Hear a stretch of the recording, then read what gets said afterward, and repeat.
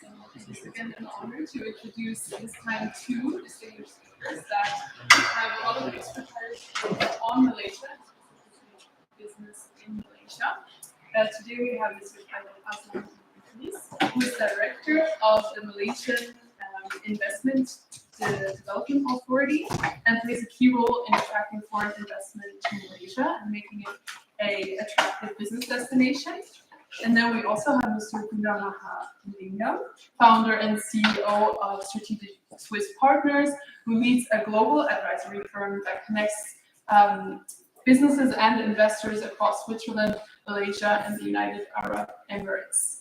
Sadly, one of our speakers that was supposed to come had to cancel, Mr. Ahmed Benjamin Rahimi, who's chargé d'affaires at the Embassy of Malaysia in Bern. He's sadly sick, but we are very happy to still have these both speakers here to talk about Malaysia in generally and innovation in the halal industry. Sorry. Please join me in welcoming the both of them.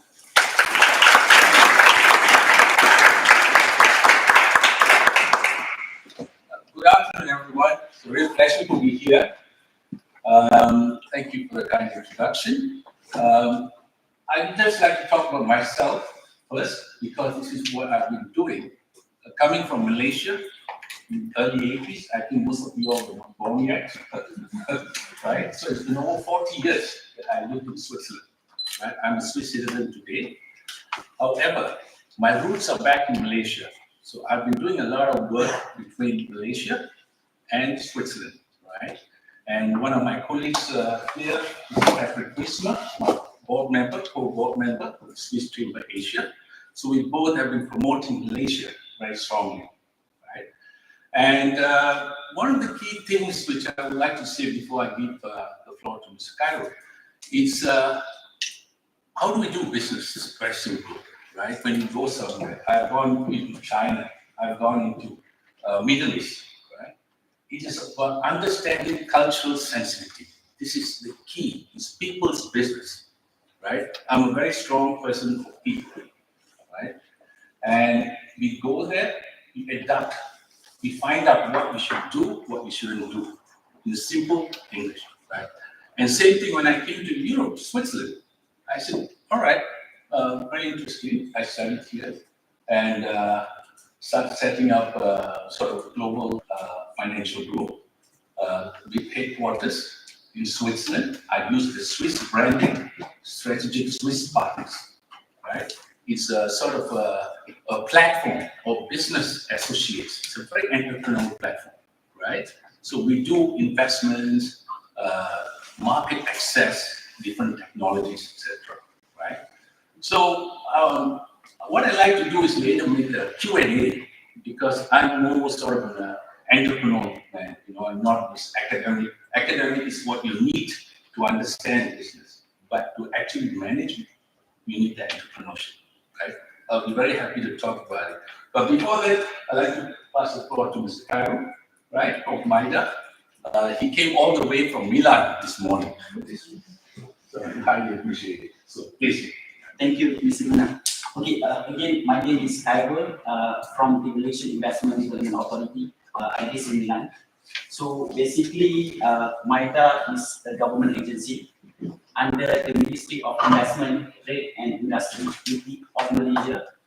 Our function is to attract investment into Malaysia, FDI, foreign direct investment, as well as CDI, cross-border investment, where we assist Malaysian companies go abroad. If let's say they want to expand their operation overseas, so we do both function, CDI and also FDI. So a little bit about Malaysia. Fact about Malaysia: we are a global production hub and a trading nation, where currently our population is around 35 million. Our GDP is around 330 billion US dollar, and our growth is about 5% for the past 5 years, and the projected growth for this year is about 4.5% to 5.5%. So we are trading nation. Our trade to GDP is around 130%. We signed 16 FTA, free trade agreement. We just signed the 17 FTA last month with UAE. That could access around 40 billion population. So this is our tool to promote Malaysia as a hub for manufacturing, where you can manufacture in Malaysia and you can export to other 17 FTA partners. So we are pro-business country where we signed 64 IGA, investment guarantee agreement. We also signed 74 DDA. Currently, some fact about our achievement, we are number 7 on trade connectivity, second in Asia, ASEAN, behind Singapore.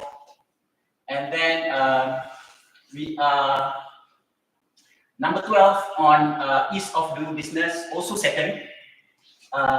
Competitiveness, we are number 27, second in ASEAN, but we are catching up. And also our global innovation, we are number 36. So on the right side is Malaysian map. We have 2 parts of Malaysia, Peninsula and East Malaysia. So most of the business activity is coming from the Peninsula of Malaysia.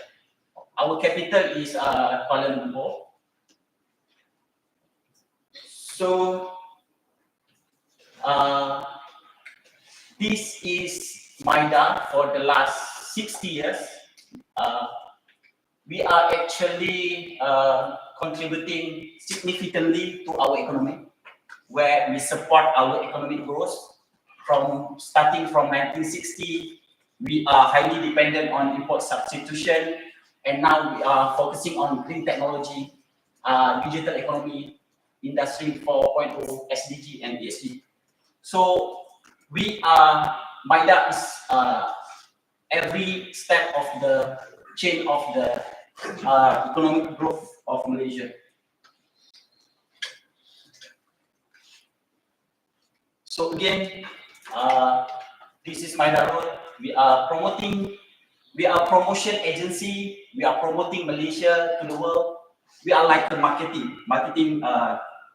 We market Malaysia for the world to know. So we are established in 1967, almost 58 years ago. Last year, we have approved investment from January to September. The approved investment in the economy is around 63 billion US dollar, mostly in manufacturing and services sector. And most of the investment is coming from the project approved under our agency, MIDA. So what we do, we are actually providing investment approval for those companies who wanted to establish their operation in Malaysia. They have to get a manufacturing license. So basically, we put a threshold where if let's say you have Perak capital minimum 2.5 million ringgit, around 500,000 US dollar, or your employment is more than 75%, you are required to apply manufacturing license. If let's say you are not achieve that threshold, you are exempted from manufacturing license. So one of our function is giving manufacturing license. Secondly, we are giving incentive for those companies who are doing promoted activity. So we have our list of promoted activity that we want to be in Malaysia.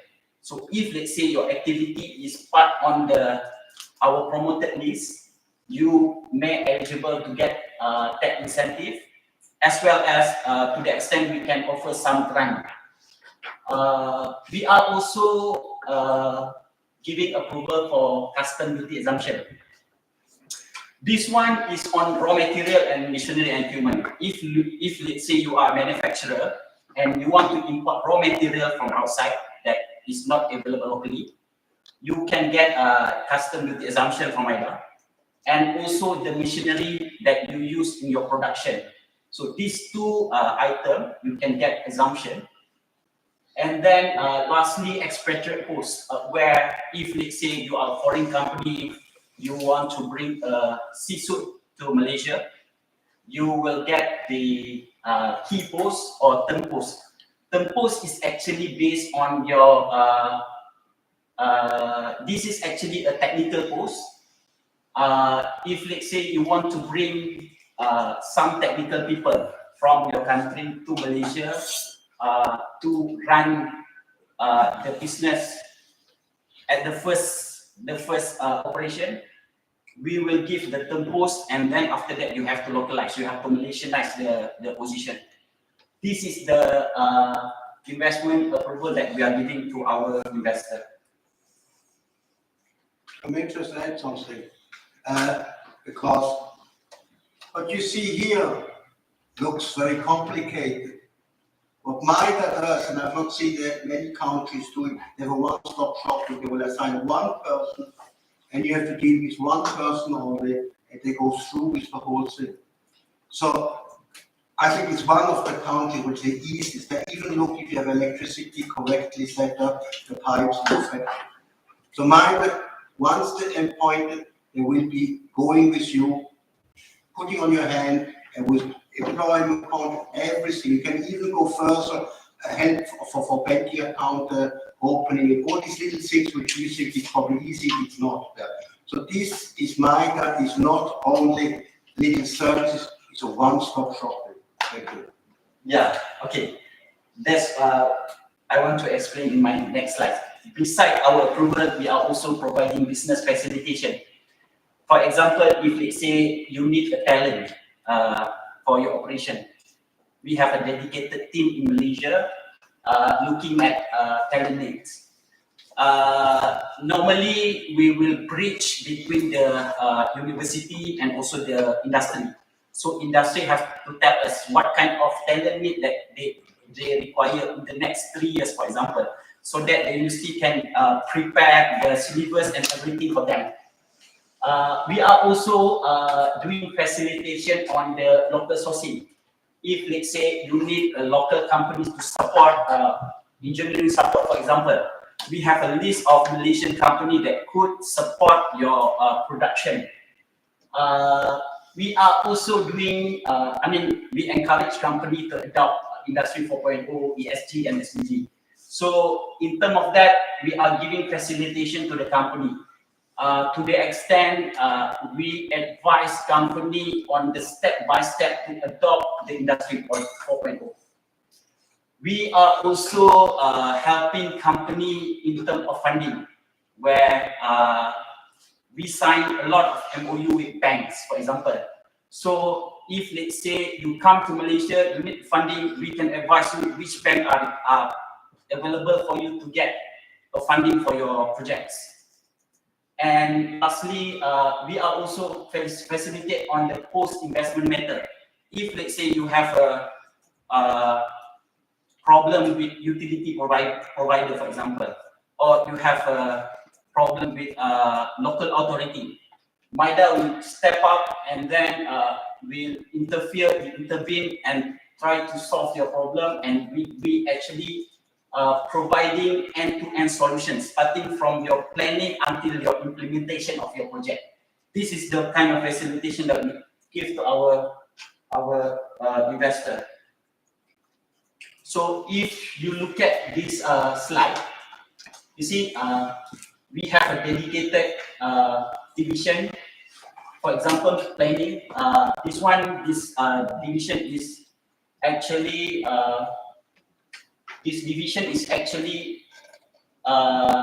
doing strategic planning on the investment. So we have a promotion division, we have FDI, foreign direct investment. We also encourage domestic investment in Malaysia and also cross-border investment. We have a dedicated promotion division to handle this kind of activity. We have a dedicated division in terms of evaluation and approval. All those approval that you need in these slides, we have a dedicated division to look at it and give the approval for your project. So in terms of implementation, we have our state officers. We deal with land issue, or if let's say you have a utility issue, we have our dedicated state officers to help you on the ground. And then we have a compliance and facilitation division. Compliance is actually to make sure that you are compliant with all the approval condition that you get. And facilitation is actually to help you in terms of the post investment. We are also have other agency station in MIDA just to help our investor to smooth their operation. For example, if let's say you have an expatriate application, we have our dedicated immigration department in MIDA itself to assist you in terms of visa and everything. We also have an in-house custom department. If let's say you have issue in terms of importation and export of your product, we have Inland Revenue in terms of tax. We have MCMC. We have utility provider. Telecom is. We have Inland Revenue in terms of tax. We have MCMC. We have utility provider. Telecom is telecommunication and energy, Tenaga Nasional. So every agency related to your project is based in MIDA itself. So it's easier for us to coordinate everything to make sure your problem is solved one-off. So this is MIDA truly international. We have 21 overseas offices. We have 6 in Europe. We have in London, Stockholm, Munich, Milan, and Paris. Our Milan office is also covering Switzerland market and also other market. So basically, our office is stationed in capital exporting country. So this is the offices that we have all across the world to assist our investors.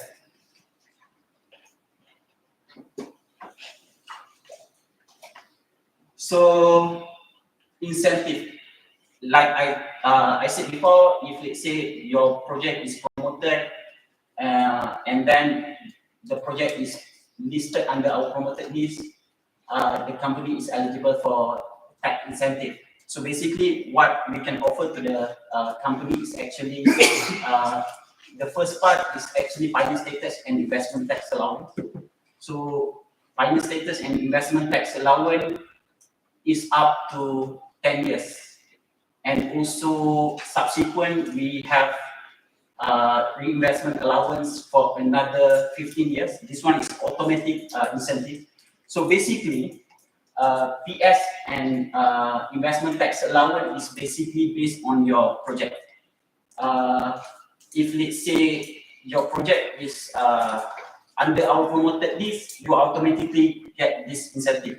But if let's say you put more extra activity in Malaysia, for example, you want to put your R&D and logistic activity in Malaysia, the beauty of our incentive is we can customize our incentive based on your wish. If let's say this is not enough, we can discuss and we can try to negotiate with you based on your request. So we have a lot of companies that put more activity in Malaysia and get the customized package incentive, including grants.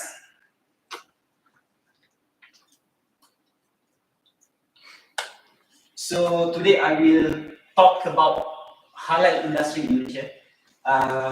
What is halal actually?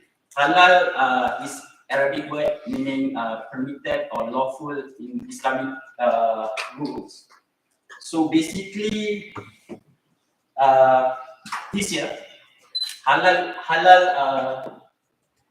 sector is actually valued at $7 trillion US, and the halal value is expected to go to 3 trillion US by 2030. So looking at this opportunity, we step up and establish halal ecosystem in Malaysia, where we build infrastructure, human capital, reference center, government support and production. This is our ecosystem for halal, where various halal sector coexist with government support in proper certification system, infrastructure, and human capital development program.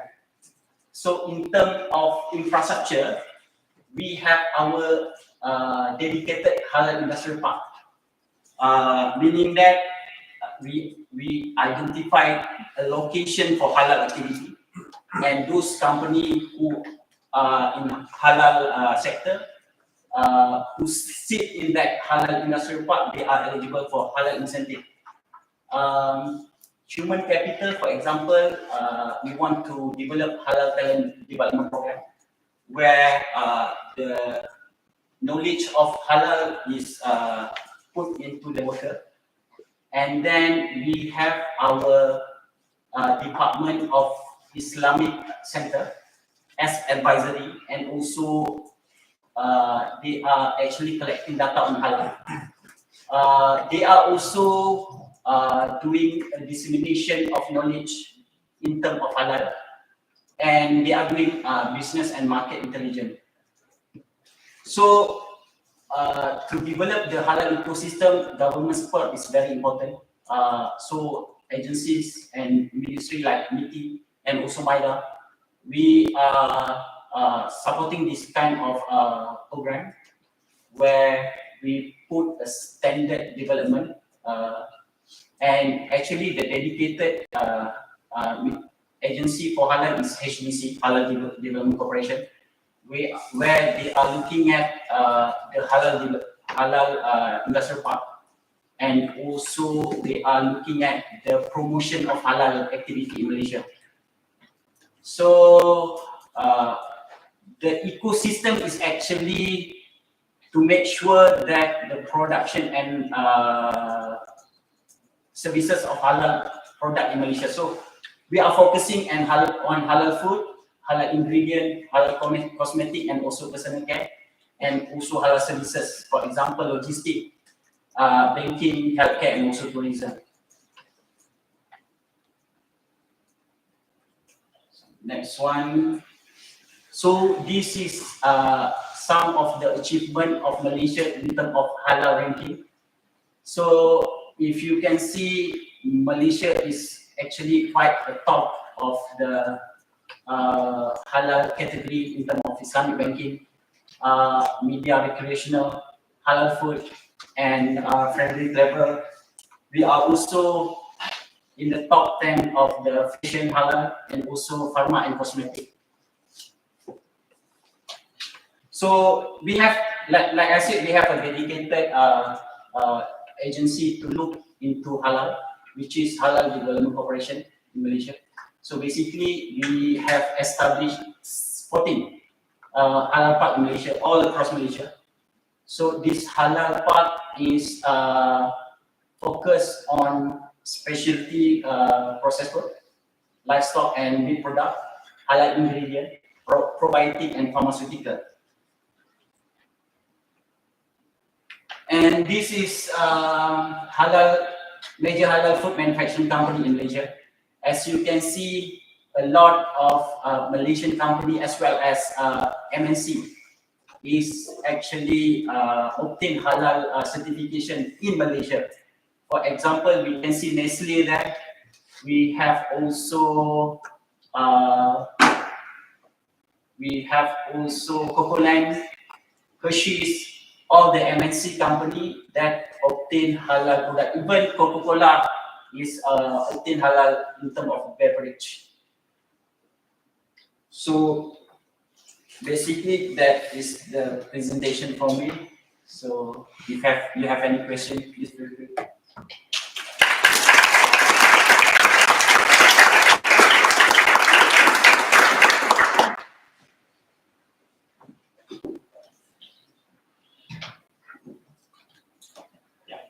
What makes Malaysia a global leader in halal industry?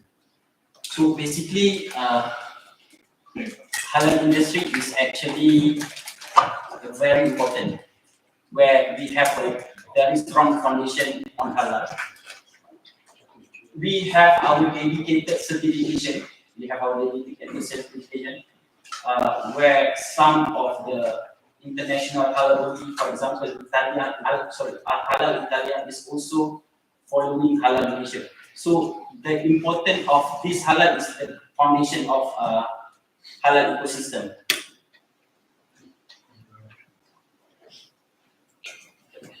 You told us about how enormous the halal industry is. If I understood correctly, halal is a concept rooted in religion. And is it technically correct to make a profit upon a concept that is rooted in religion? Or should it be something working without any profit? No, actually halal is the way of life. Halal is about cleanliness. Halal is about halal is about how we interact with people in our community. So I don't think we have to make sure that no, the profit is one thing, but we have to make sure that halal is interrupting our society. I add something to that. The halal is, as you said very correctly, lifestyle. But in Malaysia it goes further in the feed business. To fish, for instance, was the first one banning antibiotic and growth promoters. So no surprise, if you go to Migros, you see red snapper flown in from Malaysia because they're antibiotic free. And the red snapper is on ice. It's not frozen. Singapore Airlines is flying them directly from Kuala Lumpur on ice into the Migros. And so this is not about halal, but this is a side of halal because antibiotic was part of the halal discussion. What are the benefits? So the benefits is not, I totally agree with you if it's religion to have a benefit, but it's also cleanness, and that is the story. Thank you. Also adding to that, coming from the financial side, right? You've got Islamic finance, which also comes in this category. Now, Islamic finance is more like when you lend money, you're not allowed to take interest, right? Certain specifications are there. So how do you do it? Dividends is fine, but no interest, right? So there are ways of Islamic finance in where they invest, right? In what industry. So all these are given very clearly. So we do a lot of investments to our colleagues who are from the Middle East, looking into Malaysia, right? So these are areas when, just now on the slide, I was also very pleased to see Malaysia is in the finance right on top, right? It's a strong hub in the Islamic finance, right? Please. The brands you put on the last slide, do they in general operate in the whole only or like just in Malaysia? This one is in Malaysia. Just in Malaysia. Just in Malaysia. Okay. For now, we have more than 5,000 MNC in Malaysia, and most of the food company are obtaining halal certification. And how does the process work for the halal certification? So we have a dedicated department to issue the halal certification. You have to apply to that Department of Islamic JAKIM, they call it. So you have to apply to JAKIM, and then they will audit your factory or your production to make sure that you are complying with the halal requirements. And what kind of things they look exactly out for? The ingredient that you use is must be halal, and the process that you do. If I understood correctly, you're based in Milan. So, from your experience, how's the awareness around halal products in Italy or in Europe in general? Okay. I would say there is no need for halal in Europe, but I think there is a big Muslim community and a big Muslim tourist in Milan. we also discuss with all the manufacturer, because we are promoting investment in Indonesia. We emphasize that the need of halal certification and the halal product, if let's say you want to produce in Malaysia. We are also emphasize that all the halal tourists require halal food. So it is good, it is a plus point if let's say you can get a halal certification and produce a halal product to the Europe market. So one of our sub-themes from this year's Explore ASEAN edition is technology. And when I think about technology, I immediately think about Petronas or the semiconducting industry in Malaysia. But maybe you can give us some more insights about how technology innovation works in Malaysia. So basically, we encourage a technology company. Currently, our unemployment rate is like 3%. It's like zero unemployment. So in order for a company to operate in a productive manner, they have to include the technology in their production.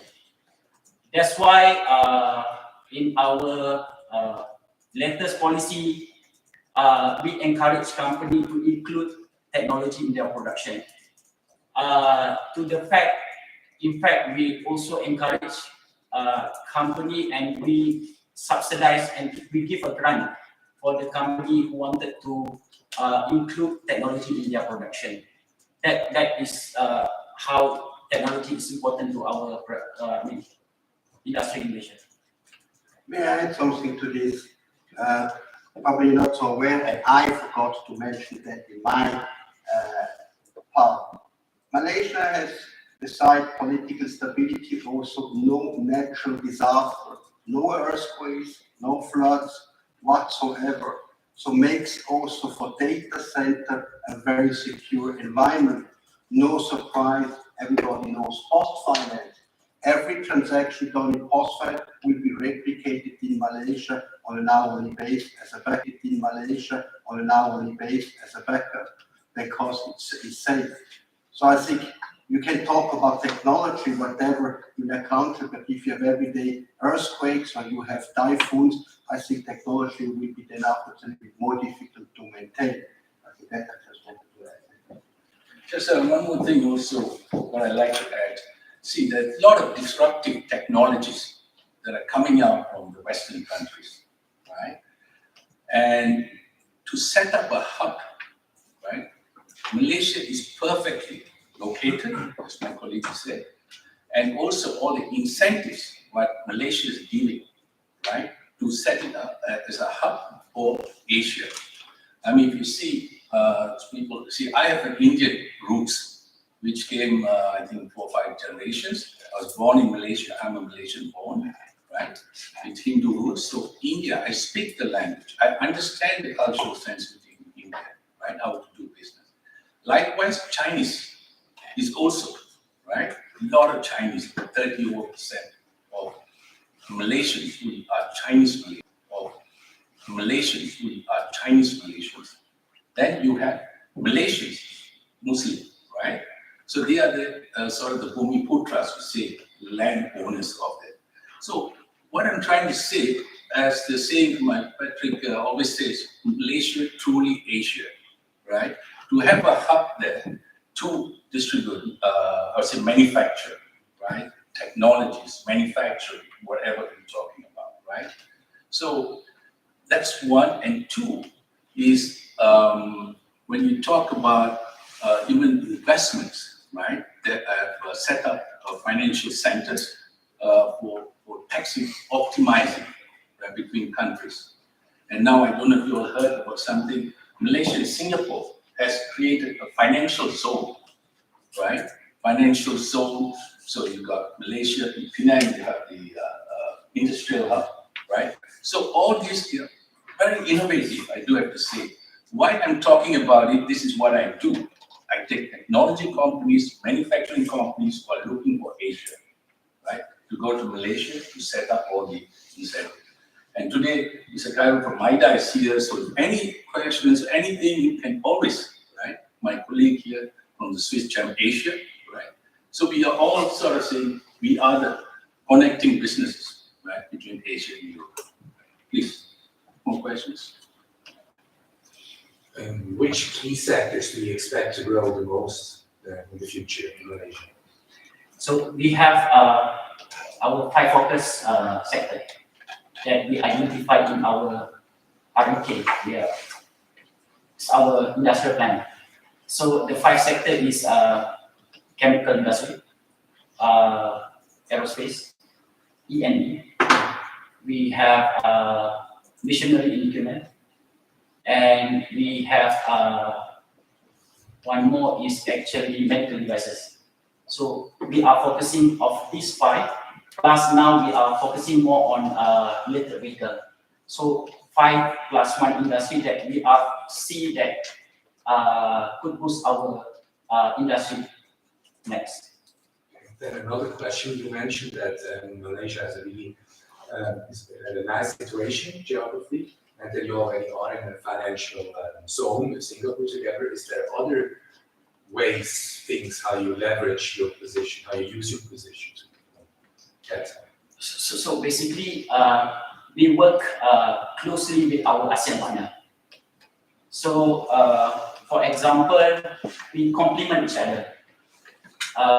We have a company that doing R&D in Malaysia, doing production in Vietnam, for example, because they require more worker. So we have the knowledge of R&D, we have the production facility. So we work together with our ASEAN partner to make sure that we are not competing, we are complementing each other. So follow that question, when you said that you complement to each other. So which country in Southeast Asia actually is the most important to Malaysia? Yeah, basically Singapore, because most of our product is exported to Singapore before they export to other countries. And we have also a lot of Malaysian company operating in the whole of Southeast Asia. We, in terms of country, I think most of ASEAN country, but in a specific sector. For example, we work with Thailand for automotive industry, for example, because they are very strong in automotive. And we work with Indonesia in terms of food production because of the resources and everything. So we work with the whole ASEAN country to make sure that we complement each other.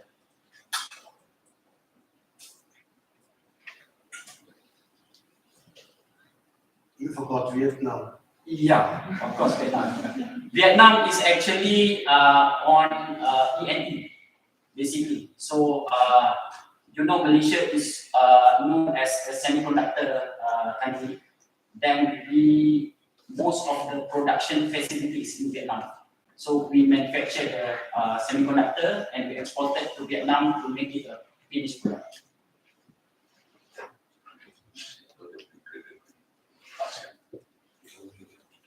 ASEAN is a free trade agreement. Yeah, we have a free trade agreement within ASEAN.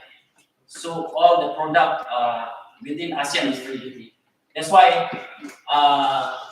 most of the company are operating within ASEAN to make sure that to tap on the strengthness of the country. For example, Singapore on the logistics, they have a hub for logistics in Singapore. They have R&D in Malaysia. They have a production line in other ASEAN countries. You also said that you have incentives for investment in Malaysia. Would you say your incentives are personally better than the ones from Vietnam or Thailand, or how do you stand them? We always emphasize to the company incentive is at the last. Because I think the most important thing is how you sustain your operation in Malaysia. Incentive is actually a plus point because incentive you will end somehow. So Yeah, every country has their own scheme of incentive. I do not know how attractive other country incentive, but that is our incentive that we offer as a plus point for company to operate in Malaysia. At the end of the day, the incentive helps, but if you compare to other countries, everybody will tell you they have better incentives. However, the most important, as I introduced before, is MIDA, and I've brought a lot of companies to Malaysia. This was so easy. We have been received at the office in MIDA in KL. They took over, and the whole thing went very smoothly. It's not only one-stop shop, it's one person. And I tell you, wherever you may go, just out of ASEAN, if you go to Saudi, then you have to go to 5 different agencies, and to 5 agencies you have to tell them the same story. And you have then out of the 5, you have then always 3. You will have to deal with 15 people. So this is the big difference of in ASEAN. Surely BOI, Thailand is fantastic, EDB is fantastic in Singapore, and obviously the best is then Vietnam. But in what I can see from experience, MIDA does a tremendous job, and just have to forget, because if you buy a plant and you want to build, most Swiss obviously assume water and electricity is obviously normal, but this is not normal in Malaysia. You need a special license to get electricity and water. So you can build up the whole factory, or we forgot the electricity, or we forgot the whole water pipe. MIDA is doing all these type of things, and this is, I wanted to ask, what role does tourism play in Malaysia, maybe also compared to other ASEAN countries like Thailand? Okay, in terms of tourism, I think we are, last year we are top 20 of highest tourist arrival. So in ASEAN, we are number 2 behind Thailand. What I can say is actually there is a difference between tourism in Thailand and tourism in Malaysia. In Malaysia, I think it's more like a family kind of tourism. So if you want to have a family kind of tourist, holiday, you come to Malaysia, and if let's say you want to enjoy life, you go to Thailand. That kind of, so there is two, we tap on the family kind of tourism. and it's also a little bit, there are also a lot of activities you can do. Like as I mentioned, visited Oranafio over lunch. We spoke about going to Taman Negara to see the live tiger. So it's activity based, but also high luxurious. There's a very expensive resort, and absolutely the top of the top, not only the price, also the service. And I must say, managed obviously by Swiss. Okay, so it's a very nice collaboration. The tourist is more the tourist, I would say, who really knows what he wants to do, and I think I like very much, very diplomatic, you mentioned, the one who is enjoying in his terms life, or to have something more activity, more leisure, more weddings, a lot of weddings. People are coming even from Saudi to go to Malaysia for weddings. It's different, totally different tourism. You will see this obviously. And then you have Vietnam, which is the mixture of both. So this is the nice. Thank you very much for the information. Do you think the Malaysian market is an interesting market to invest in? Like as a private investor, if you buy an ETF or shares of a company? So basically, the market in Malaysia is very small. It's like 33 million. So if let's say you want to tap a Malaysian market, I don't think you have to be in Malaysia to produce. But we always tell our investor, be in Malaysia and export your product to our 17 FTA country because it's free. You export to that 4 billion population, it's free. So most of the company produce in Malaysia but export their product to other market. So basically, right now, I think our export is actually 80% of manufacturing product, mostly in E&E. So they choose Malaysia not because to tap Malaysian market, but to be Malaysian as a manufacturing hub for other market. From an investment point of view, I want to add something. That ringgit, the local currency, is undervalued by 48%, as I've shown you by the Big Mac index. I don't think so that's even falling lower. So you will, it's by definition, whatever you invest will go up because the ringgit will catch up. So it is, if you want to go, it is now or never. Because the ringgit is so low that it can only go up. So that is a key. Yeah. Also to add on that, right? I mean, here we are in a developed country, right? Switzerland, Europe, everything. The Asian markets are the emerging markets. Where is the growth going to be, right? And now, again, when there's uncertainty, that's the time you invest. I tell you, that's the time you invest because these markets are going to grow, right? You can see in the past. Look at Indonesia, look at Philippines, right? You've seen this pattern. And I've been in the finance industry long, everybody was going out. And there were some investors who went into Indonesia those days. Look at that today. Philippines, right? And Vietnam, right? So I say the investment opportunities are in Asia today.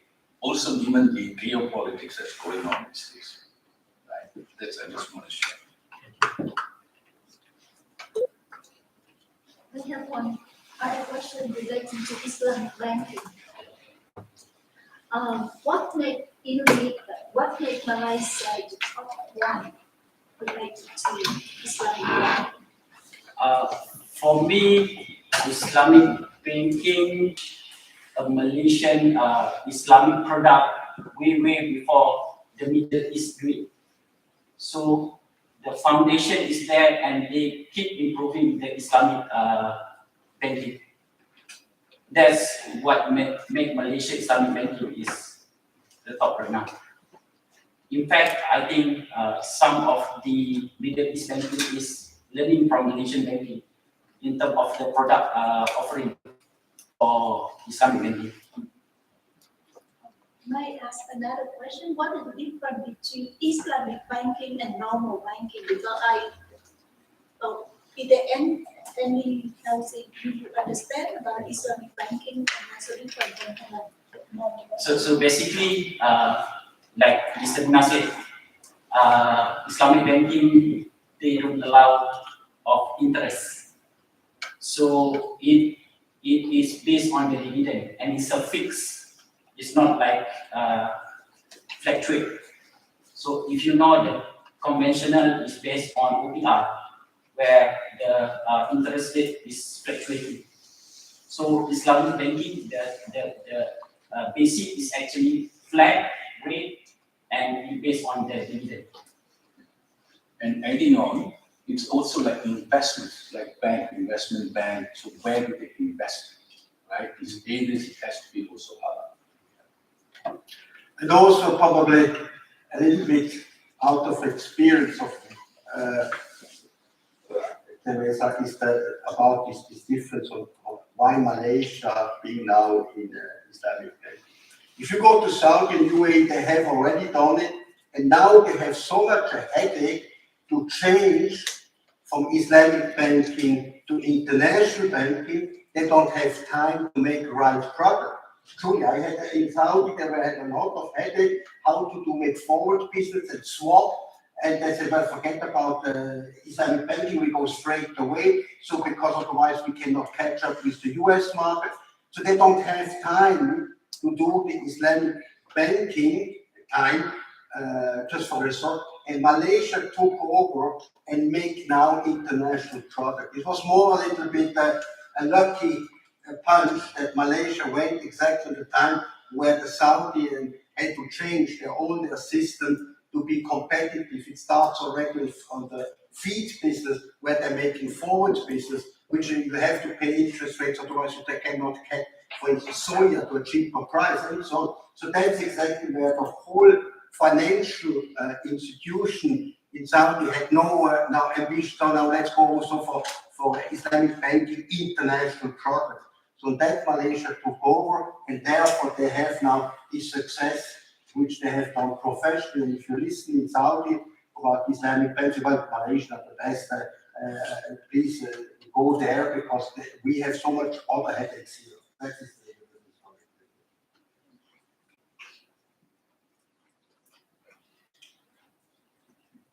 I'm impressed by the variety of different industries that you support, and so I cannot understand how you can do all that. I mean, the regulations in medical technologies are completely different to food or pharmaceutical industry, or you also mentioned oil and gas. So how many people are you then working in Midas?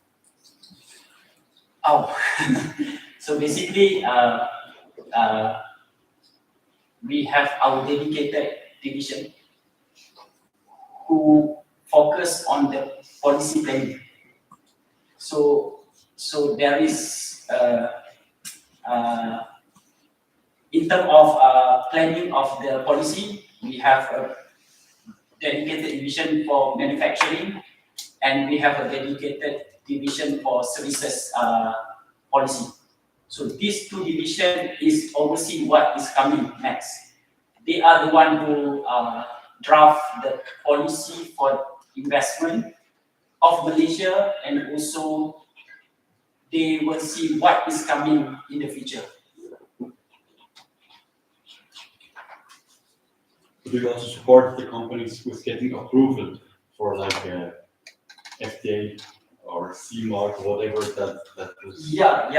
True. That's why I said we have a very dedicated. I just been one. Yeah, this is for pharmaceuticals or for cosmetic products. They have, I think, one of the best efficient systems. You can everything do it through IT. So not that you just upload the formula, but it is a very strong system. In other countries, they have a system, but then afterwards, the data is somewhere in cyberspace. And this is very, since years, Malaysia has done the whole regulatory is done very strong with IT support, especially in your area. It will be very beneficial because they have done the system really on devices or on, for instance, cosmetics or food additive or feed additive. So they have done in asking exactly the question by this. So that's exactly where the thing is efficient. In other countries, good luck now. This is actually the structure of MIDA. So basically, we have a dedicated division on the policy planning. We have a dedicated division for promotion activity. We have a dedicated division in terms of approving license and everything. And we have a dedicated division in facilitation. So it is very focused job. So this is how we work in MIDA.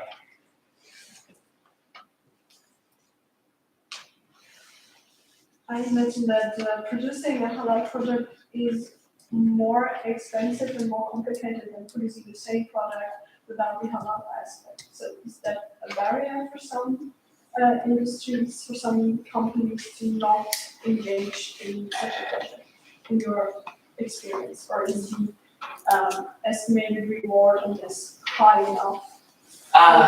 For me, in terms of cost-wise, is the same. It's just that you have one more step to get the certification of halal.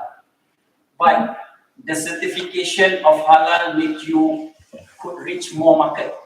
For example, in the Middle East, because the certification of Malaysian halal is recognizable worldwide.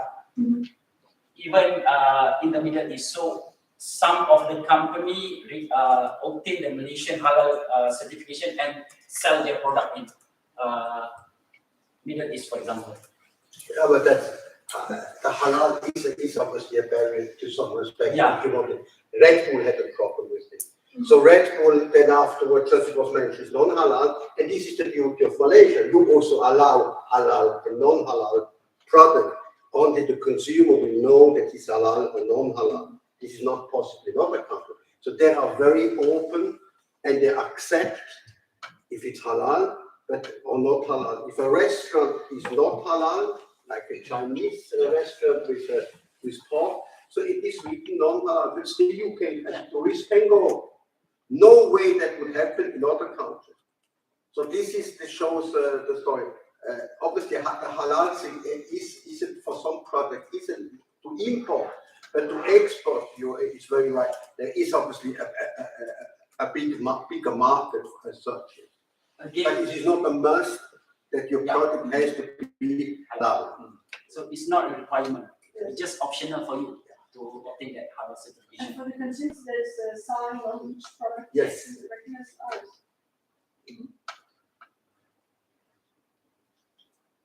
Is there an explanation why the ringgit currency decreased so much the last year? Maybe because of a high inflation or something?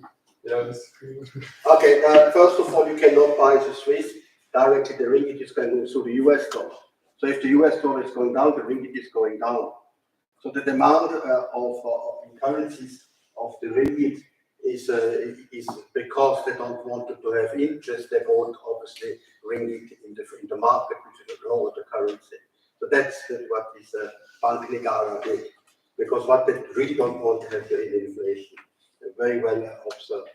However, as I mentioned, I think the bottom is here. It will go up, but it will depend on the US dollar, because in the olden days, when I was in Malaysia, the ringgit was pledged to the US dollar, like in many other countries, and that is probably then the solution, that they come back in a similarity, not pledging, but to the US dollar, because for the Malay coming to here, to Europe, and I have many friends, they get near a heart attack if they buy a coat, because it's so expensive.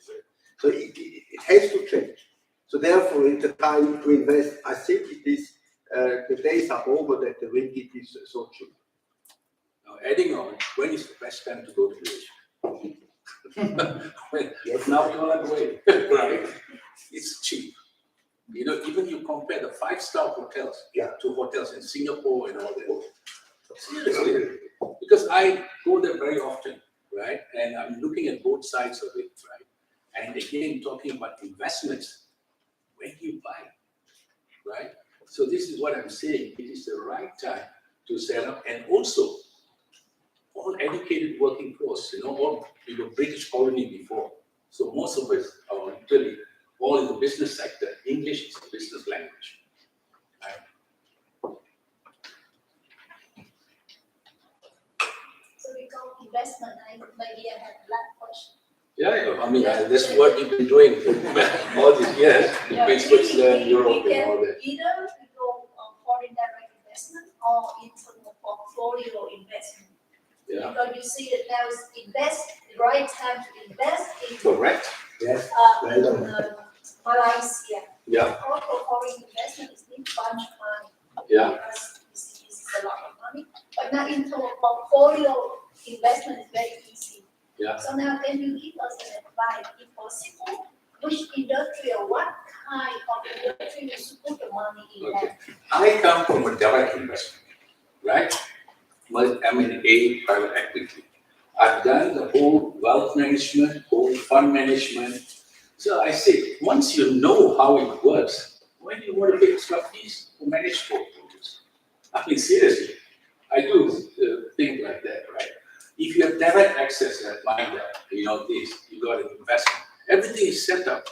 But again, the managed portfolios are people who say, just do this for me. I don't want this headache of looking at this, right? So this is why the managed portfolios is. But for me personally, it's direct, right? Directly going into investments, right? As we say, even here, now, yesterday I was with the ETH, one professor in mathematics. He has created an AI portfolio, AI managed portfolio, right?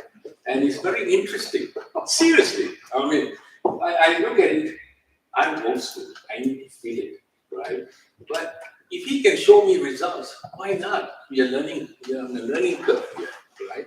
So managed portfolios, yes, but my preference choice is direct investments.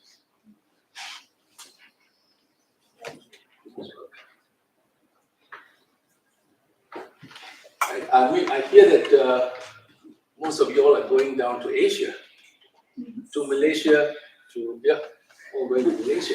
Maybe it's a kind of you can mention what Maida. Okay. So basically, we are also assisting investor in planning their trip in Malaysia. If you need any help to meet up with any agency, or you want to study or to learn something, for example, halal, we can set up a meeting or briefing between Halal Development Corporation with your team. Just 1 hour session, probably. So yeah.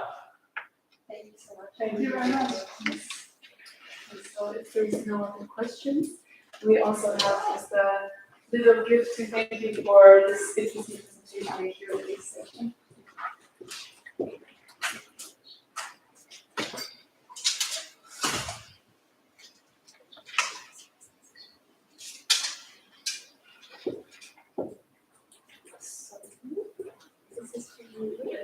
Thank you so much.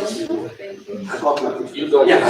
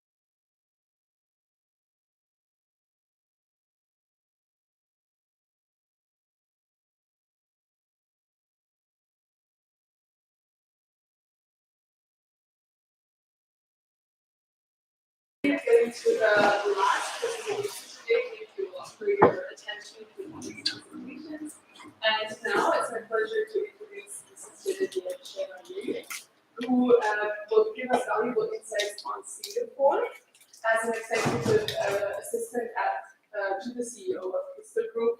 She plays a key role in supporting account management and strategic initiatives. And her experience also includes working as a senior project manager at Swiss Next in Singapore, so making her a perfect fit to tell us more about this small country. My name is Genevieve.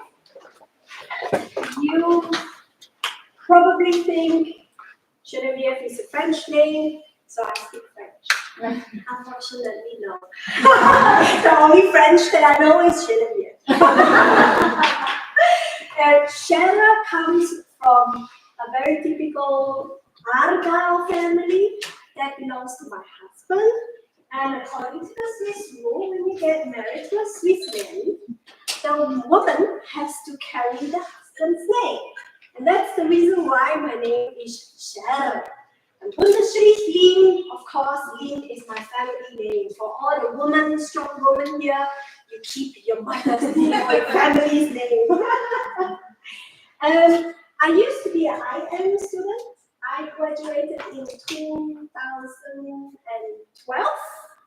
I was in a project inside China at that time.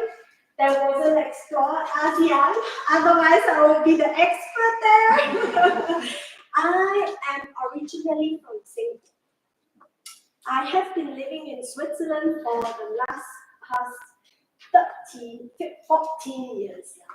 I speak a little bit of Swiss German. I can understand it very well.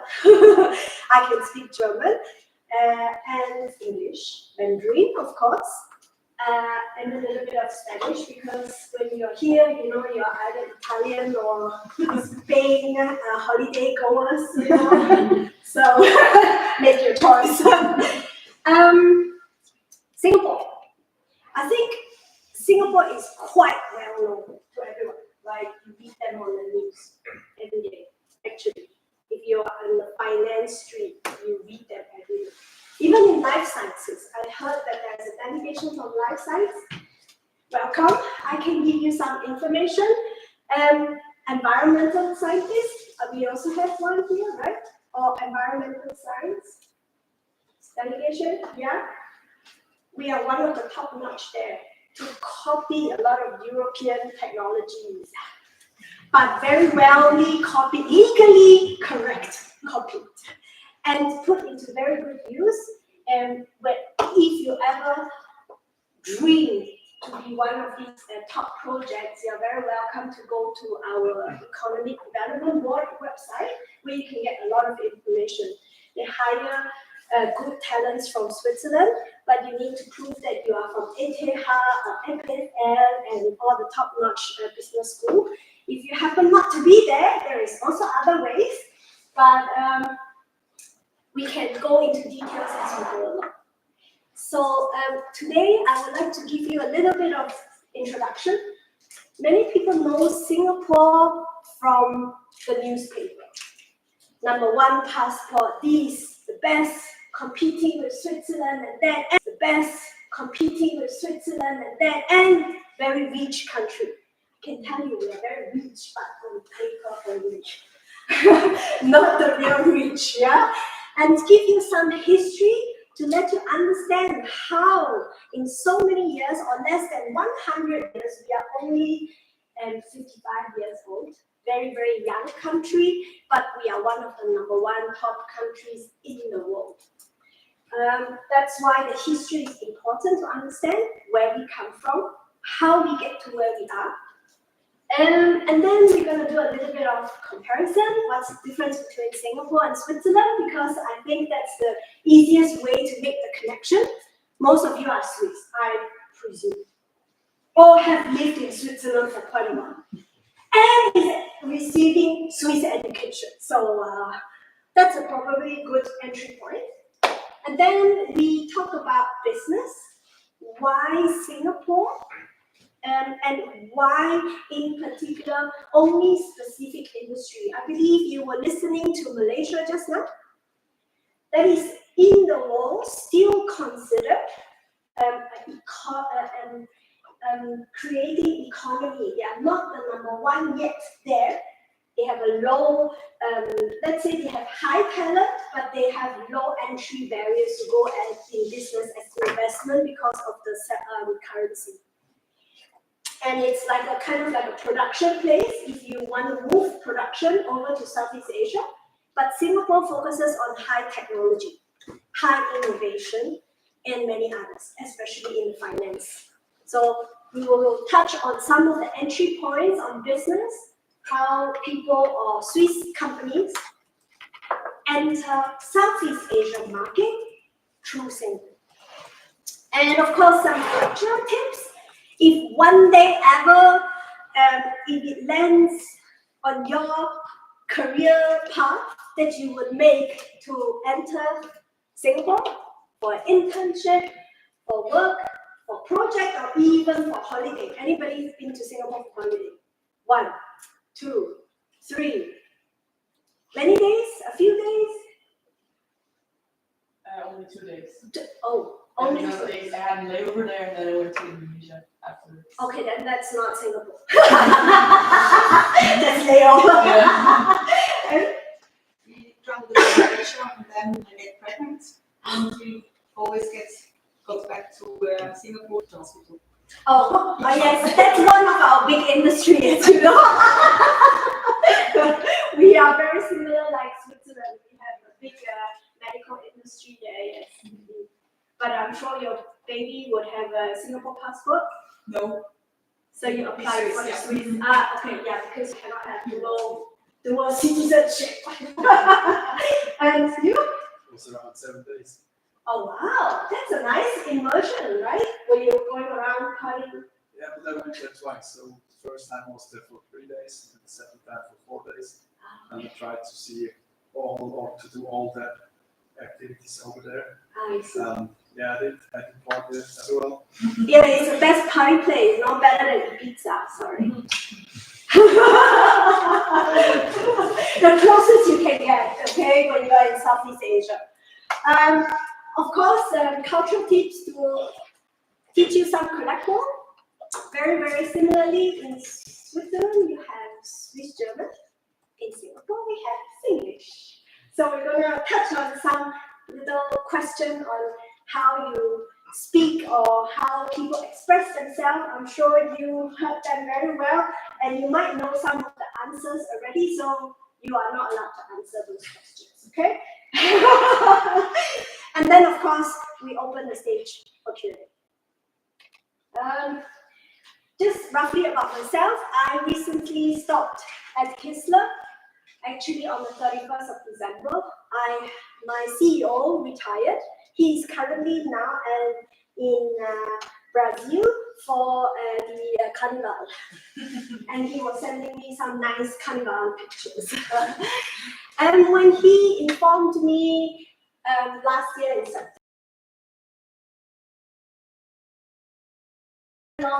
thought it's been a while. I've always wanted to be a business owner. And so I made a very scary choice to start my own business as of this year. So hopefully by the end of 2025, next year, you might hear from me. I am going to immerse myself into food and beverage industry. You might also understand why as we speak along, because it's part of our Southeast Asia culture, which we will share a little bit as we go along. I did my bachelor's here, like I said, yay. I graduate class 2014, sorry. I started in 2012. And then I went to Swiss Next, and then I went to the European Commission from there. From European Commission, I was working for the European Rheumatology Association, where we created campaigns. We fight for the rights of people who have rheumatology. We fight for basic rights in the European insurance, as well as the Swiss insurance. And we fight for prices to be kept the same we created education courses, congresses, big events. My largest event that I did for the European was 18,000 participants. I was a lead, I was the chief of operation at that time. And then I thought I couldn't go any higher. So I have to work for a CEO. And that's how I left the European Association, working for CEOs to understand different projects, business, strategic decision, why a business makes certain decision at a certain time of their business or their crisis or so on and so forth. So I was there for almost 2 years until my boss says, I'm going to retire. And here I am. Me in a nutshell.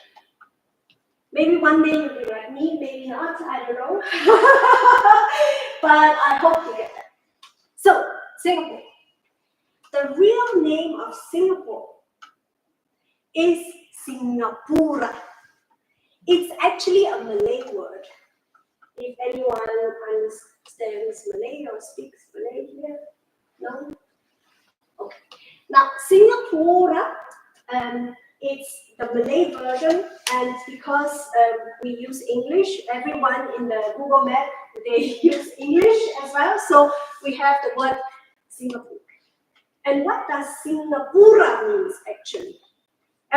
Like Switzerland, you have this Suiza, right? The confederation of this gives you your name, right?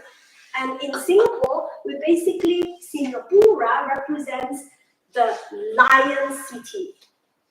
The Malaysia is the tiger city, okay? And Singapore is the lion city.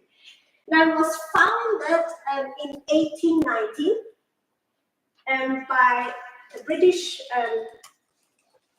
businessman, actually, Sir Thomas Stamford Raffles in 1819. But way long before, when it was just a fisherman village, Singapore was already founded. Everybody knew that island, yeah, way long ago. And in that island, it was actually the prince from Indonesia who named Singapore. Because he was rolling his sampan. Sampan is a small little boat, yeah, I don't know, to enter the little island. And when he was at the island, from far land, he can see it's going to be a very prosperous fish market. And at the side, at the corner of his eyes, he noticed a lion. And so that's why he decided to call his island, Pura means island, Singa is lion in the word in Malay. So that is why, and this is how Singapura came about. And the fisherman village, Singapura, until 1819, where the British come and put their flag on every island, call themselves colonization. Okay, that's another story, but on 1819, that's how we will rename Singapore, because the British cannot speak Malay. Now, then, of course, in 1942, we were sieged by Japan, World War II, very sad story. It's not very long ago. And I think you, in Switzerland, you also have suffered this at the time, but I was with another siege person. And then in 1945, the Japanese surrendered after the bomb from the USA in Nagasaki. And then in 1957, our first Prime Minister, Lee Kuan Yew, is a very famous person. He has recently also passed on. His son, Lee Hsien Loong, was the next Prime Minister for a very long time. And now we have also re-elected another new Prime Minister. In Singapore, our system is a little bit different from what you all know. You have the president, or like the US, your president is usually the most powerful person in the parliament. In Switzerland, your president changes every other 1 or 2 years, right, from the parliament board. So in the first 2 years is this person, and then move to the finance and so on and so forth. So you cover a big range of governmental topics. But for us, our president is just the president. The main person, the head or the brain or the strategist of the parliament is the prime minister. Very, very similar to the UK doctrine of parliament built up. Very similar. And then in 1959, we decided to self-govern ourselves. So it took us a lot of time because the British is not willing to return our land. And then the Malaysian would like to claim us because we are the small island. And then the Southeast Asia country said, Singapore, you will die tomorrow. And here we are. In 9 August 1965, we officially became self-independent with our own parliament, with our own medical system, and our own governmental policies to guide us forward. And since now we are here, almost 55, 6 years old, and we are one of the most bustling cities in the world. And that's Singapore. But you might be asking, what is the difference between Singapore and Switzerland? Very, very similar. I've never stepped out of Singapore until I first came to Europe. Switzerland was the first country I entered because of my husband. And then I realized, wow, Swedes have 4 languages. And we too have 4 official languages. I was like, wow, shucks, that's cool. And many people say, Singapore, oh, it's just so small, but we have 4 languages, 4 official languages. One is English, one is Mandarin, one is Malay. As I've told you, they are the natives that have stayed in the island. And we have Indian Tamil. The reason is because of the British. Yeah, the British took Indian Tamil slaves. And when they left, the slaves stayed. And in Singapore, we never believed that any policy like slave. There is no hierarchy. If you are white, you are any better than anyone else. There is no difference if you are female or male. You can equally go for the dreams and do the same education as if you are a male or a female. And Singapore is so safe that you can walk naked on the road and nobody would dare give a look or touch you. But of course, that's illegal. Just saying, if possible, it's that safe that no one is allowed or will do anything against you. Okay? And we are one of the world's lowest crime rates. Even compared to Switzerland, we are higher. Our low rate is like almost close to 0. The main reason is because if you do one petty theft 2 times, 3 times, and you become a record, you can be sure you'll be hanged in the next week. You lose your life. And that's the reason why we have very harsh punishment, because we believe that anything that you do, it has consequences for the people next to you. And we respect that. And that is why our punishments are very harsh. This is also a hot topic if you are in the European Commission under the United Nations. They have been debating about Singapore's government system, that we are like not democracy because we are one leader, blah, blah, blah, one party and all this nonsense stuff. I think from my personal opinion, if you are in a location where you are surrounded by big nations all around you, a little small wrong movement or mention about the government or other government, you might actually become endangered. And I think it's also important to protect everybody's safety and everybody's personal rights, and therefore harsh punishment is need for us workable. So remember, if you happen to want to travel to Singapore, no drugs. Our drugs limit is 0. Literally 0. If you smoke weed, please do not enter Singapore in the last 3 days if you smoke weed. Make sure you want to fly into Singapore 1 week before. You better not have anything. Because if they suspect you of being in having drugs, they can stop you the moment you land at the airport and say, I need a urine test. And if you have weed, then you'll be charged in your urine. Not weed as in your bag, that you smoke weed. We are very, very harsh. So please, if you plan to go to Singapore, tell your friends, your family, if you do drugs, 0 tolerance. And many others. We literally have 0 tolerance for a lot of things. But you can be very sure, like I said, if you're a woman, you're a man, a gay, whatever you like, there is no such misbehavior done to any other people around you. We are a very small state.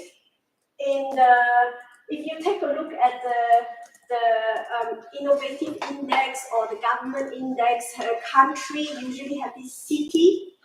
We don't have a city. We are a city country, basically. You have like Argyle, you have Ellingsburg, you have Alton as a city, but we never have one. We are recently, I checked the number. We are at 5.85 million people in a very small island. Let me explain how small, as in how small is Singapore.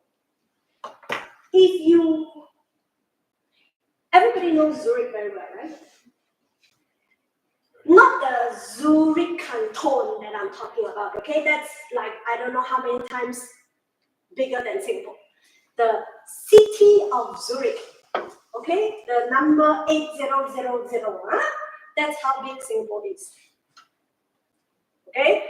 From one end to the other end, if you take a metro, okay? Not even a train, not ITN, okay? The metro that you have in Zurich underground, that slow train, it only takes from one end to the other 40 minutes with the stops. Okay, literally that small. And we have 5.85 million. If you would like to run, if you are a jogger, Swiss people, joggers, I know. You want to run in Singapore, no problem. You can do it, wake up early in the morning, and then you run around Singapore, you will finish it in 1 day. Okay, very easy.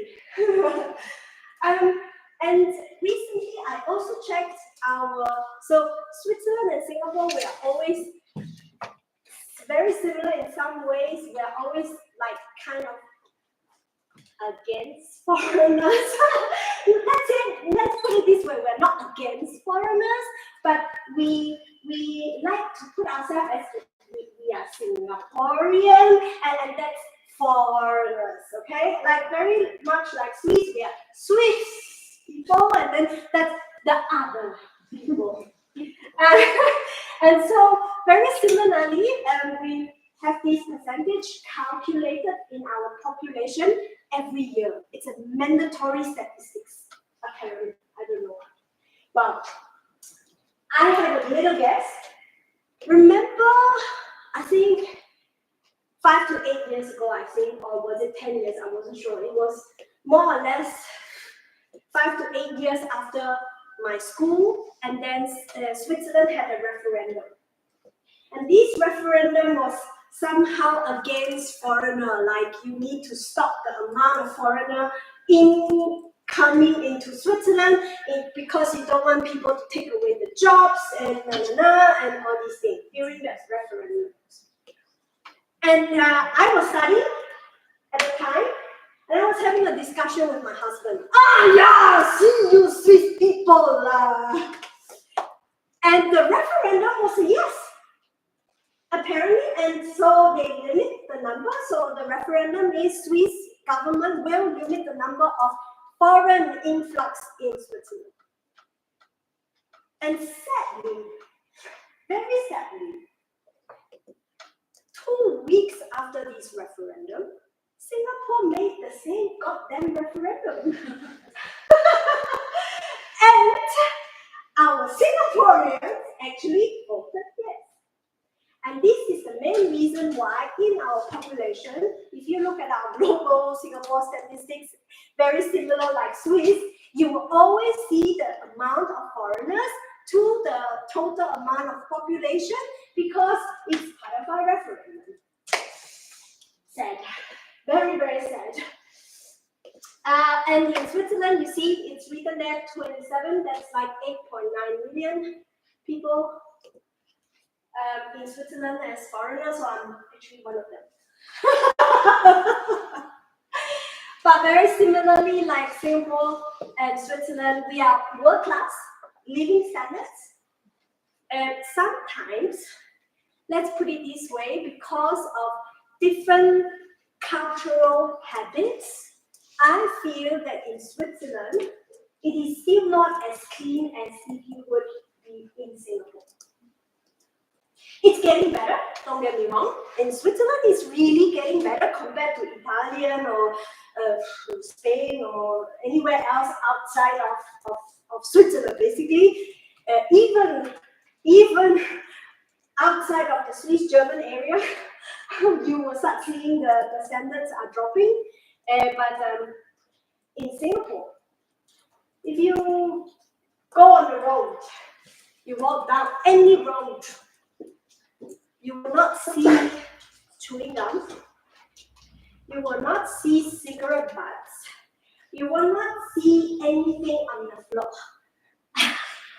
Because if you do so, you will be fined. Fined as in bruise it. They pay and it's a lot of money. Yeah? And this is why I think sometimes I feel that in Singapore it's cleaner, but it's just a matter of like a gefühl, like a feeling, you know, because Singapore is so small. So if it's very, very clean, you feel like you have more space. Because literally, if you're in a bus, your face is next to someone else's face.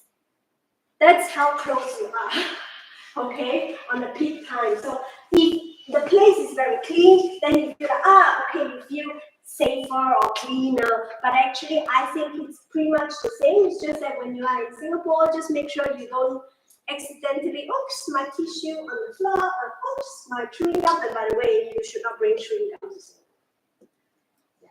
It's illegal. Well, you can keep it for yourself. Okay, you can keep it for yourself. You cannot give it to your friend. You cannot sell it, but you can keep it for yourself, for your own consumption only. But you can only have one box. So if you finish that one box, finito, sorry, choose bye. Okay? You don't get any more chewing gums. Okay, so please make sure when you're traveling, make sure everybody, if you have chewing gum, please throw them away. Huh? One box. Okay? One box. Exactly. Before I forget, if you ever travel to that. Otherwise, they will open up your bag and they will just take it away from you. I think they are kind of lenient if you say you are European and you're used to chewing, because like my mother-in-law, she needs to chew. She's a teacher. Apparently, she said chewing keeps focused, at least for her.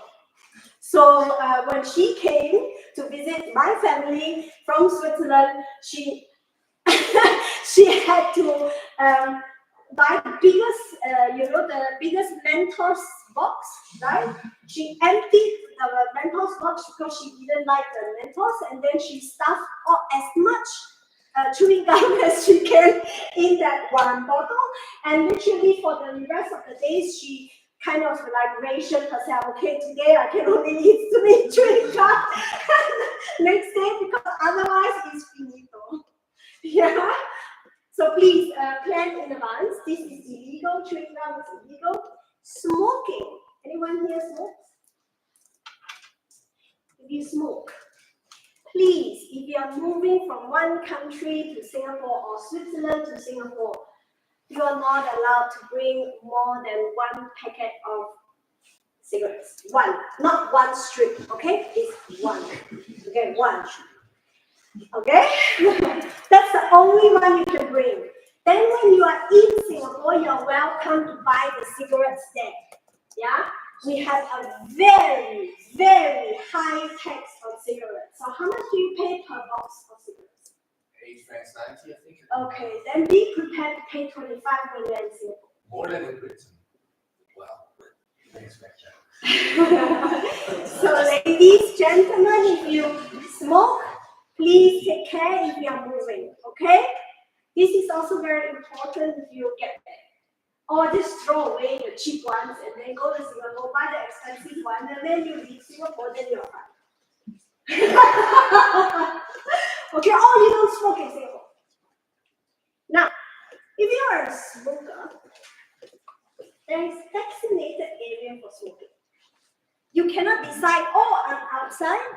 I stand outside in FHNW, you know, you have this like entrance, yeah, ashtray outside, right? And then you go outside and please, this is illegal. You need to first find the yellow box. Okay? Find the bloody yellow box outside at the entrance. It's usually quite far away at the end of I don't know where. And you have to step inside the yellow box to smoke, not around the yellow box. Okay? Because there are police everywhere. And they can wear like a normal thing, like their normal clothes, and then they say, oh, here's a ticket for you. Because you're smoking outside. So please, if you're a smoker, take note. Now, because we are world class, very highly efficient, you can be sure you can drink from your tap. And just so you know, for the environmental science people, Singapore used to be dependent on water from Malaysia. We made a trade deal with Malaysia. We say, give us your water, we clean it for you, we keep half and we return you the other half. That's how we survive. And we don't do it for free, the cleaning, because we are so highly efficient, we are so highly technologized in our country, we were able to clean their water to survive half of their Malaysian population. And so at this point in time, we copied some sort of technology from the Netherlands and made and cleaned our own water to become drinking water. And the quality of our drinking water is as good as if you come from the freshly tapped on Zurich Sea. Yeah? That's how fresh our recycled water is. And it's very safe and you can drink from it. But please, because of this, do not waste water. I realize in Europe, you never have this kind of exercise in school. You have to be prepared when you're in Southeast Asia or even in Africa or in South Africa. I heard that they are still doing it, not all the time, but they are still doing it. They ration electricity and water on specific day of specific week at specific time, just to remind our population that nothing comes for free. And in times of crisis, we all must learn to recycle, reduce, reuse, and not waste. Yeah, so please, if you are in Singapore, you can drink from the tap, but don't waste the water. Yeah, and other similarities in terms of business statistics. The first paragraph, I took it from the Global Innovation Index that is done every year, 2014. Congratulations, Switzerland. You've been #1 for being the top 10 most innovative economies. And this means you have many innovative startups from Switzerland going overseas. Because once you get the money, you get the technology, you go, you don't stay because it's very expensive. Yeah? Now, then we take a look at the world's 10 most expensive city to live in. Number 1, Singapore. Number 2, Zurich, New York, Geneva, Hong Kong, Los Angeles, and so on and so forth. I'm very happy that I bought a house in Edinburgh because I have big square meters and I only pay a little bit amount of money. Or let's say even a car, a simple car. I fancy sports car.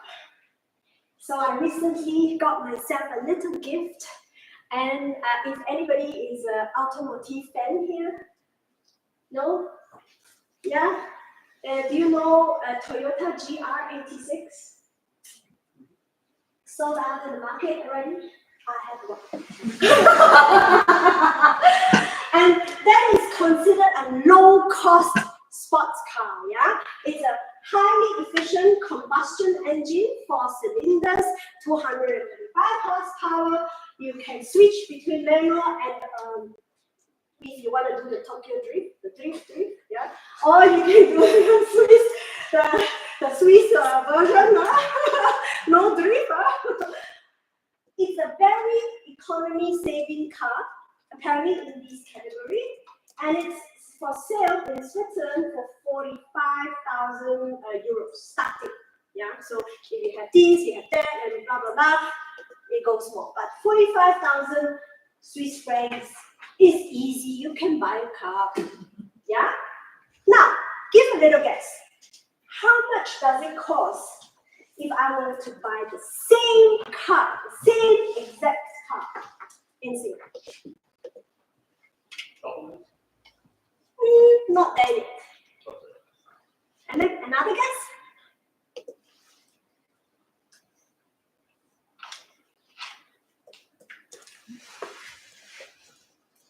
$100,000. No, not even that. So, in order to own a car in Singapore, you first need to have a license to own a car. And this license is called a Certificate of Entitlement, COE. Without the COE, you cannot own a car, and you cannot drive a car in Singapore. And the COE only lasts for 10 years. So this means, let's say your car is still usable, you can still drive for the next 10 years, yeah? You need to buy a new certificate of entitlement. At this current moment now, the category based on the combustion engine, yeah, it is of a higher category, yeah, because it's 2.4 liters, it's a big car, even though it's a small sports car. That category of certification of entitlement costs you 120,000 Sing dollars for 10 years. Then you can buy the car. And the car, like we said, is 40,000+, but because there is taxes on top, luxury taxes, because cars are considered luxury. Because in Singapore, you can literally run one day around Singapore. Why you need a car? It's a luxury. It's literally a luxury. So if you buy a luxury car, even in a very, very luxury, you will be taxed. Be sure. The tax is 100 and above. It's not 20%, not 13%, not 40%, it's 100 and above.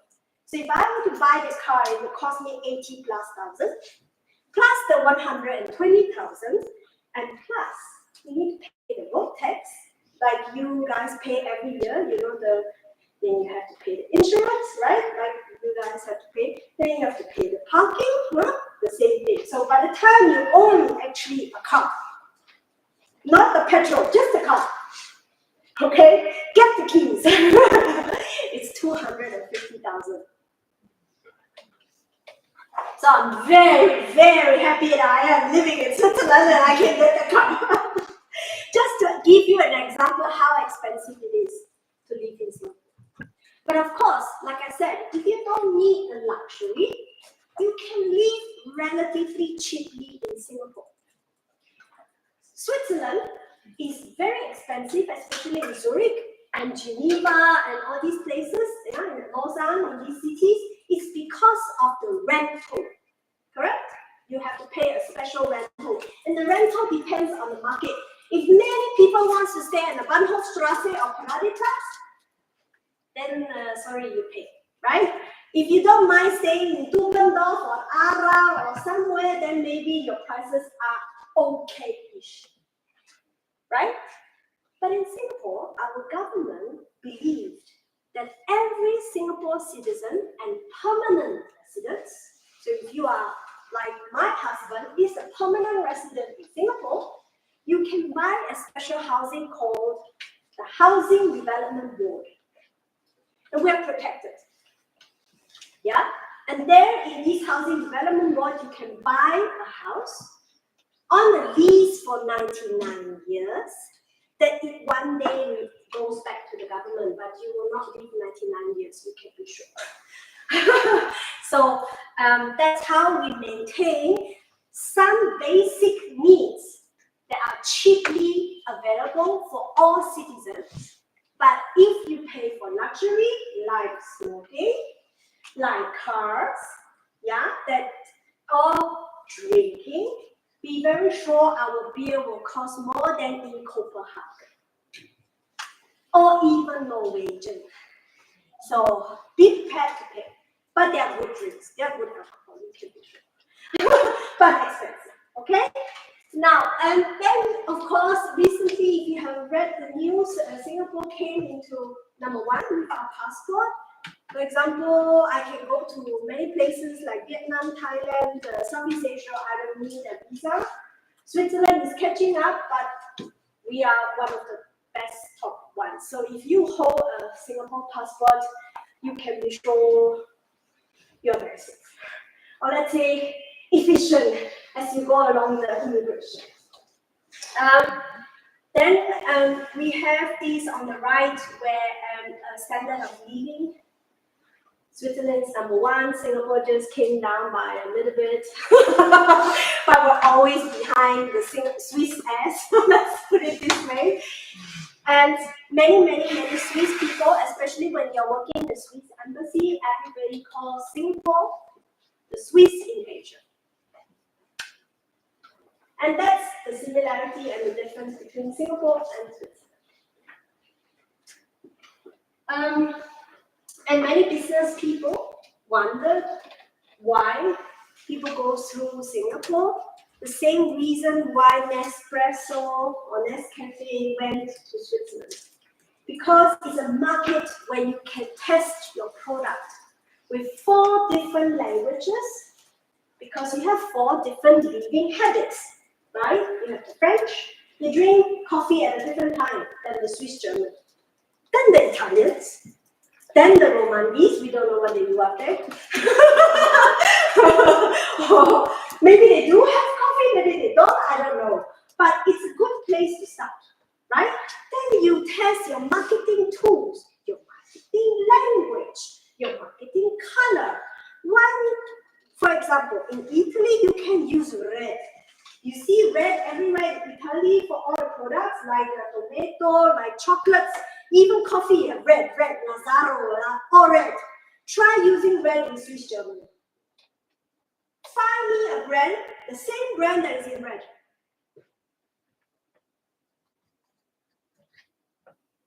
Why? Because Swiss German is Protestant. Red means you're not working. Red means blood. Red means blah, blah, blah. Right? So Singapore, very similarly like Switzerland, many companies don't go there to produce. If you go there to produce too late, sorry, goodbye.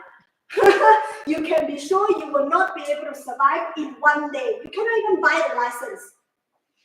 But you can find the highest talent, the best innovative tips on marketing, because you have a pool of rich people, let's put it this way. They are well educated, they have a good salary. Yeah? Everybody in Southeast Asia go to Singapore and work. Very similarly, Italian, Switzerland. Spain, Switzerland. Everywhere you ask, where you work in Switzerland? Zurich. The same thing. Where you work in Southeast Asia, Singapore. That's why you have all these people with availability of money to pay, and you can use it as a starting ground to do your business. You can be sure your IP is protected at the cost. You can be sure that legal rights are protected. And that is why life sciences and environmental sciences, you have so many crazy Swiss money from ETH, EPFL, St. Gallen, everywhere. So Swiss Innovation Center in Singapore is built. Yeah, they are there for the Asian market.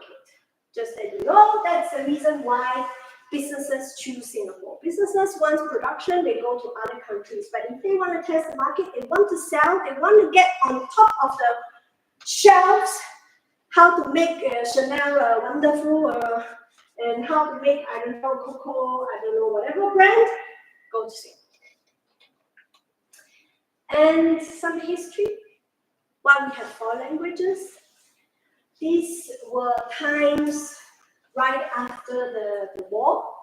And these are the remaining different types of people that stayed with us. If you take a look, this is the fishermen, right? Like I told you, the Malays. And then we have the Tamil, the Indians. We have a little India in Singapore. Do you speak Tamil? Okay. If you do go to Singapore, you will understand it perfectly. Everything is written in Tamil. Yes, exactly. So 4 languages, just like if you are traveling in part of that area, you see the Tamil writing. And if you take a look at our passports, you will be able to see Indian languages as well. So Tamil, basically. The Sanskrit. Yeah. And of course, we have the British. And because British goes everywhere, they become Eurasian. Eurasian starts from the word European, the people from the Europe, from the Central Europe. That's why we call them Eurasian, because they were Spanish, they were Italian, they were British, there was everybody, German, hierarchy, blah, blah, blah. They came to Singapore as Eurasian and stayed. And of course, they mix as well, yeah? They mix between the races. Like many of you are not real Swiss anymore, I believe. Like my husband is a quarter Italian. And if I have a child, then he's 1/8 of Italian. and the rest Asian. Or like many of you are mixed, I would presume. Yeah? No? Full Swiss. There's like, good. Bro. I am still a Singaporean. So yeah, proud Singaporean. Of course, then we have these are Chinese fishermen, yeah, and then we have the Malays. They are usually the ones also fishermen, but they also build kampongs, they build attached houses at that time, long time ago. And of course, when I say mix, if they all mix together, gives you these weird-looking people. We call the Nonias, because they are mixed. They neither look like European. See, they have these like very nice nose that I don't have, unfortunately. Or they have these very sharp faces, which we don't have. Yeah, and because they are mixed between Chinese, Malay, Indian, Eurasian, everything all mixed together. At the time, they are called Nonias. Nonias means mixed in our language. So, and now you get to see the modernized faces and see the way the traditional making of these clothes is kind of like influence from the Cheongsam, to be tight fit, right, from the Chinese.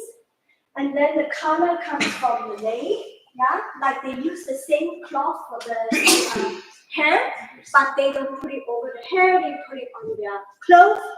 And of course, the design and patterns come from the Indian, the Chinese, and the Malays. They all have a different motives. And that's what we call Nonias mix.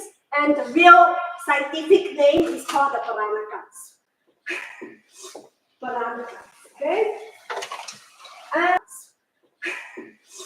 Baranakas, okay? Right.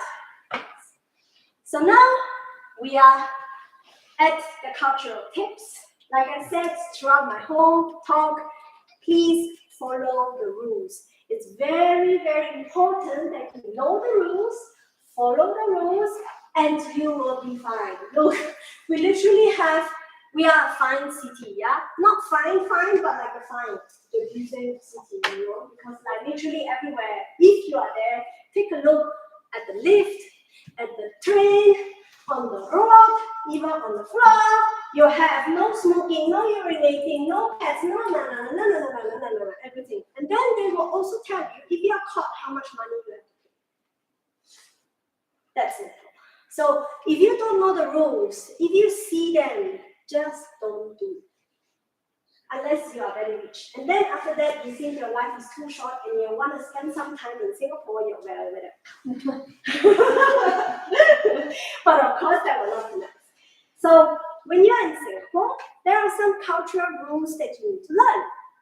For example, in Switzerland, when you meet people on the road, you say grüezi. If you see more than one person, you say grüezi miteinander, right? In Singapore, please don't do that. People will think you're crazy. But we have other cultural tips. Yeah? Here in the bar, you say hi, like I see Dr. Frank Mohaus. I was like, oh my God, it's been here. I hugged her.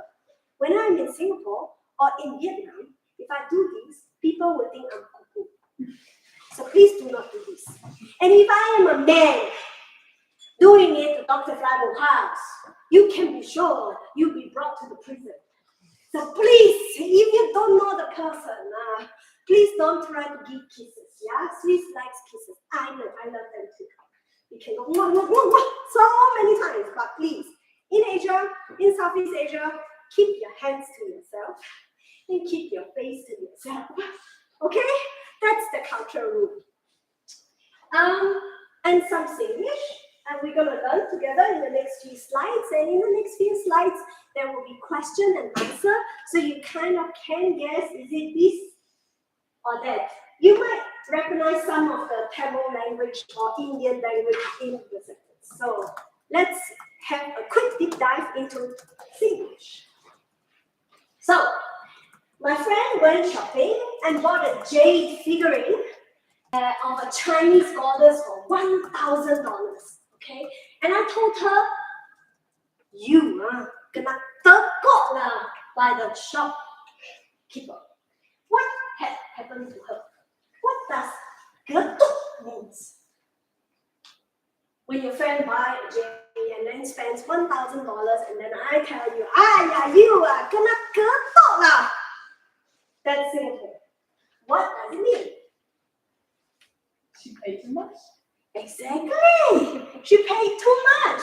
She paid too much for a useless thing, or we say it, yeah? So getuk is like a very efficient word. Like I said, remember Singapore and Swiss very efficient, right? Swiss German, you have no grammar, huh? So everything is D. No?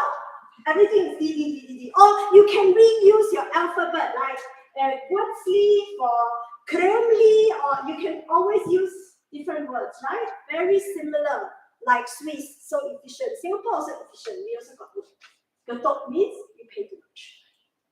Okay? Let's say somebody asks you, you need to pay this amount of money. If you are in a regular market in Singapore, if you don't see a price tag, means you can negotiate. If there is a price tag, then you cannot negotiate, okay? Please, yeah?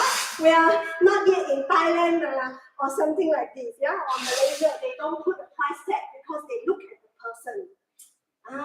This is not Asian. Okay, maybe you look a little bit like Asian, so you pay $5, but she paid $15, yeah?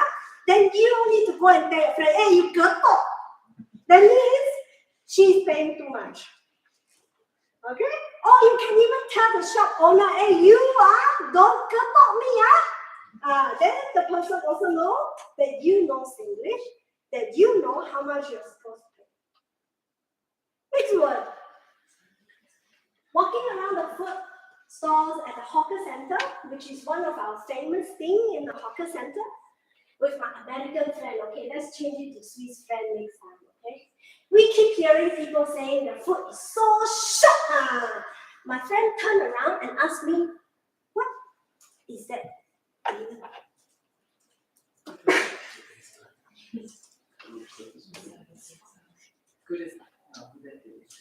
Yeah, probably good and delicious. So in Switzerland, good and delicious, what do you say? Usually Swiss is even more efficient, there's no word for it, you just go fun, good, right? Yeah? In Singapore, we say shock. So this is the word shock.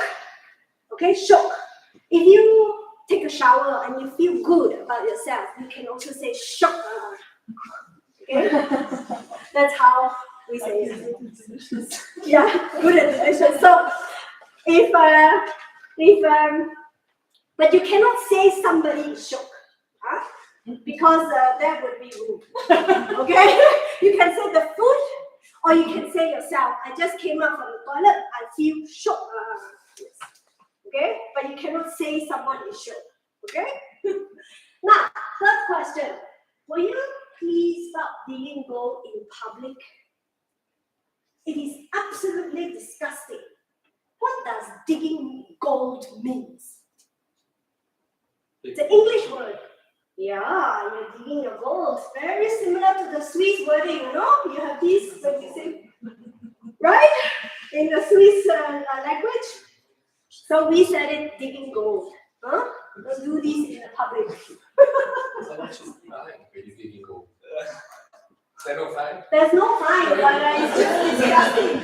But like, why do you want to dig gold? It's all up there. Awesome. Next one. While shopping, I heard a little girl saying, "Daddy, Daddy, buy me this, buy me that." And the dad replied, "Darlina, Papa pocket already. Ask mommy." What did that mean by pocket? That's even that broke. Yeah. Pocket means I have no money, go and ask your mommy. Yeah? Yeah. You know why? You know why? Let me tell you, Swiss woman, you have to be a Singaporean woman. Because in Asia, or at least in Singapore, in Asia, as a woman, your husband's money is your money. And your money is still your money. Okay? And it is true.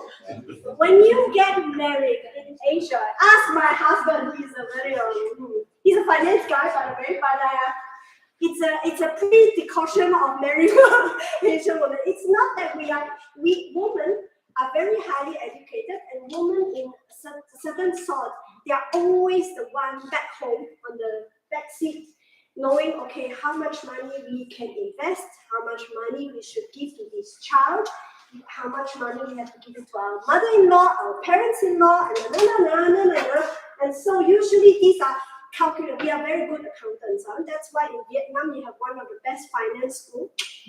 Yeah. In Thailand too, but in Singapore we are best in finance and cryptocurrency. You cannot hide money from us. But anyway, pocket usually is used by a man, stating that I basically have given up my money to my internal bank, household bank, and I don't have the money. Please go and ask mommy. So pocket means I don't have enough money. Good. I think this is the last one. Aya, why you so gundu one? Let me help a little, okay? What does gundu means?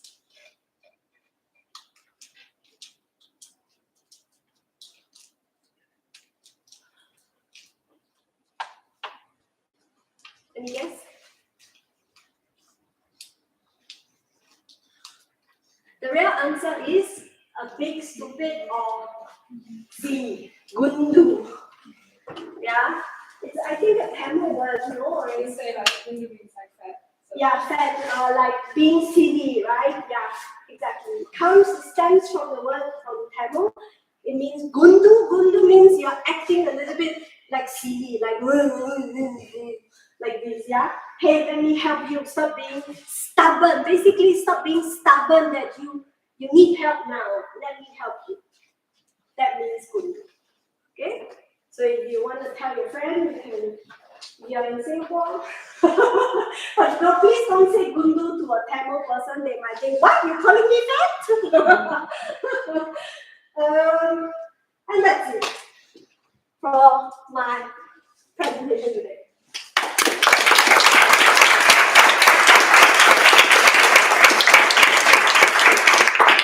You have my LinkedIn, you have my email, you have my email address.